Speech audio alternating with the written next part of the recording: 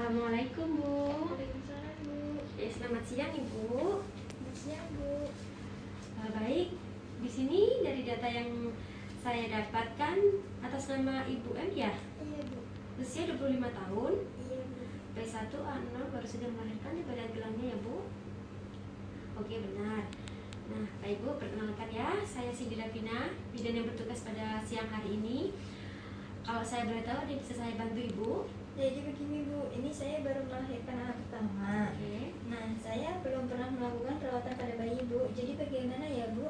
Oh, seperti itu. Baiklah, sebelum saya melakukan penjelasan terkait tentang apa yang Ibu lakukan, saya izin mencuci tangan dan menutup tirai guna menjaga privasi ya Bu ya. Iya, Bu. Baik, mohon izin Ibu. Iya, Bu.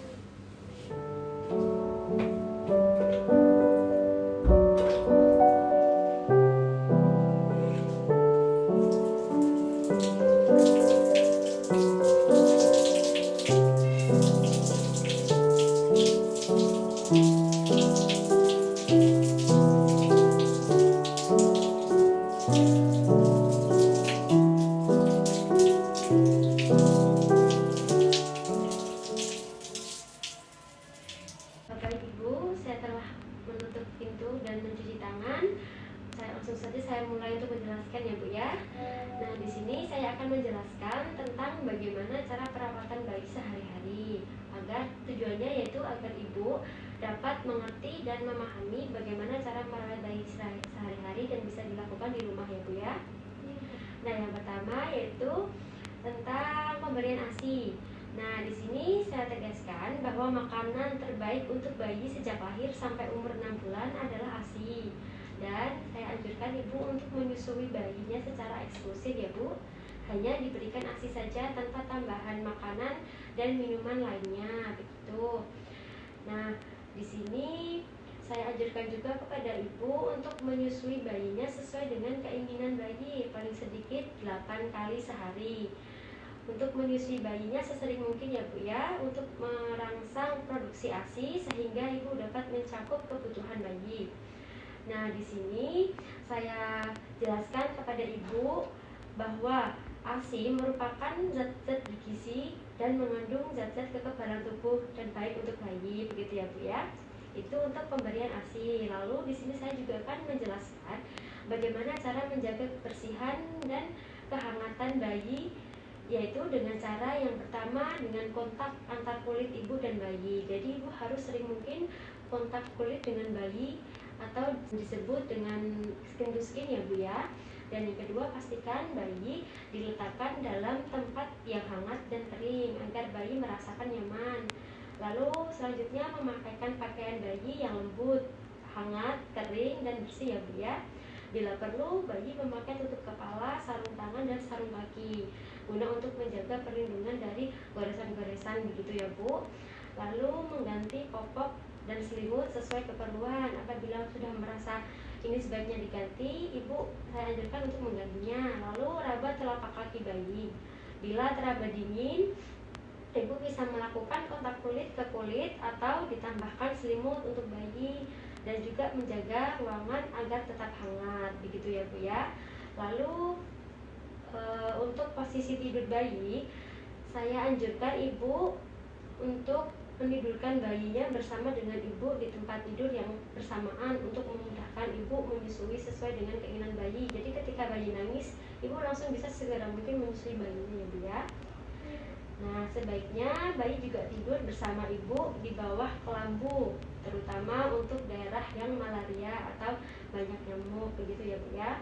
Nah, untuk posisi tidurnya saya anjurkan bayi untuk tidur terlentang ya Bu, atau miring ke samping atau ke samping kanan atau ke samping kiri. Saya tidak menganjurkan bayi untuk tidur tengkurap karena kalau bayi kan belum bisa bergerak, belum bisa kayak melakukan aktivitas. Jadi misalkan bayinya tidurnya tengkurap, nanti takutnya kalau tidak bisa menghela nafasnya gitu loh Bu, kayak susah bernafas begitu ya Bu ya. Dan lalu selanjutnya untuk perawatan tali pusat pada bayi, yaitu yang pertama mencuci tangan dan sesudah melakukan atau sebelum melakukan perawatan tali pusat ya Bu ya. Lalu jangan membungkus putung tali pusat atau mengoleskan cairan atau bahan apapun ke putung tali pusat ya Bu, karena akan dapat menyebabkan infeksi. Lalu lipat popok di bawah puting tali pusat ya Bu, jangan lipas bagian pusatnya, itu nanti dia tidak bisa bernafas untuk kulitnya. Lalu untuk luka tali pusat harus dijaga tetap kering dan bersih sampai sisa tali pusat mengering dan terlepas dengan sendirinya, begitu Bu.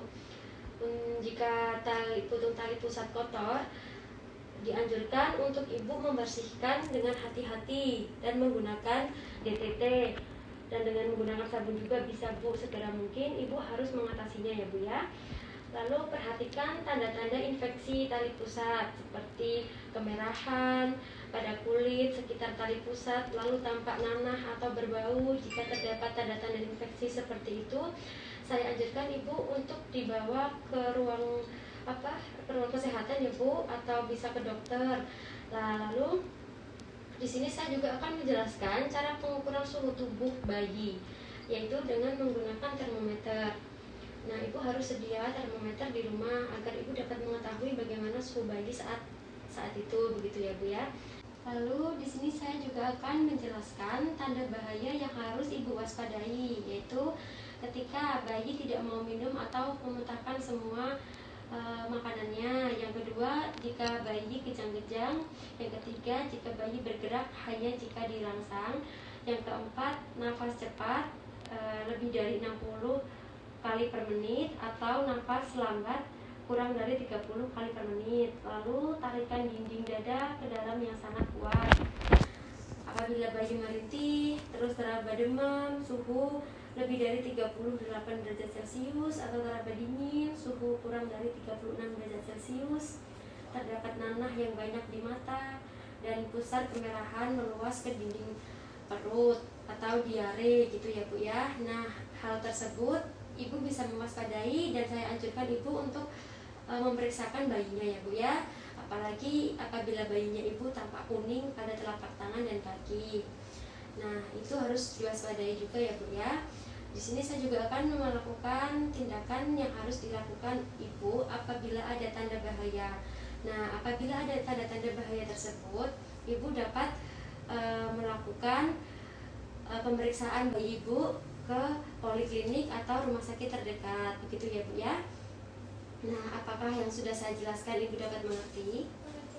Baik, apakah ada yang ingin ditanyakan lagi Bu? Tidak ada Ibu. Oke, kalau begitu saya cukupkan penjelasan yang barusan saya sampaikan ya Bu. Nanti apabila ibu masih kurang paham atau ada yang ingin ditanyakan, ibu bisa panggil saya di ruangan kebidanan ya Bu ya.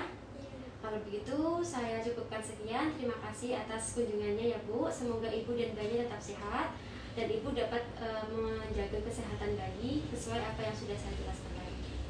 Baik Ibu, saya permisi ya Bu. Terima kasih Bu.